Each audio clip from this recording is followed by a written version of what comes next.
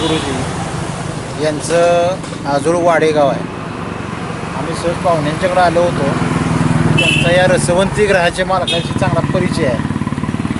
त्यामुळं आम्ही येता आम्हाला म्हटले की रस घेऊया, दुपारची वेळ आहे आणि बर्फविरहित रस या ठिकाणी मिळतो. आणि विशेषतः म्हणजे बैलघाणा आहे, लाकडी चरखा आहे, अतिशय आणि पुंड्या ऊसाचा हा रस आहे.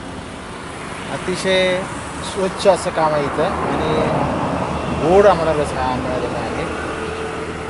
खूप समाधान वाटलं आम्हाला. त्यातच तुमच्यासारखे आणखीन मित्र भेटले, त्यामुळं आमच्या आनंदात आणखीनच एक प्रकारची भरच पडली म्हणायला हरकत नाही. रसाची गोडी वाढली आणि दादांची रसवंती ग्रह हे या भागातील एक प्रख्यात रसवंती आहे. अनेक लोक या ठिकाणी येतात.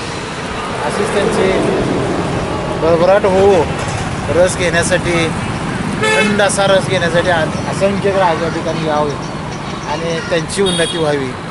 रस घेऊन आम्हाला अतिशय समाधान झाले. धन्यवाद. निगडे देशमुख हे आमचे मित्र. तर तसं खेळाडूवृत्तीचा माणूस होता.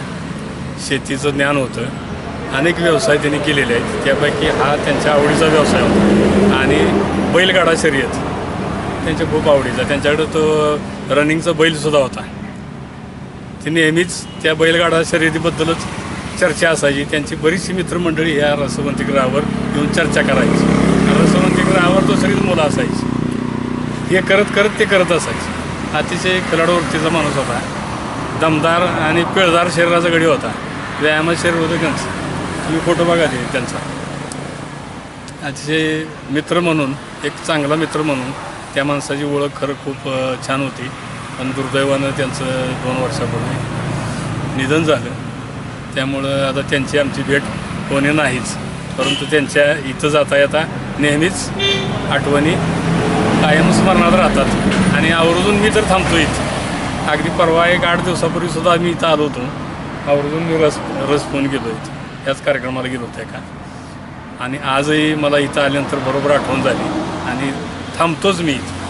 मी शाळेला असताना तर खूप अनेक वेळा दररोजच म्हणलं तर मी इथं असायची. एप्रिल महिन्यामध्ये जर शनिवारी शाळा असायची, म्हणजे दररोज सकाळची शाळा असायची, त्यावेळेला आवर्जून आम्ही इथं थांबायचो. सगळा स्टाफ आमचा थांबायचा. असं हे आमचं आवडतं असं रसवंती ग्रह होऊन गेलेलं आहे. आता त्याला आम्ही रिटायर झाल्यामुळं आता आम्हाला जास्त इथं भेट देता येत नाही. आमचं या गावापासून आमचं गाव खूप दूर आहे.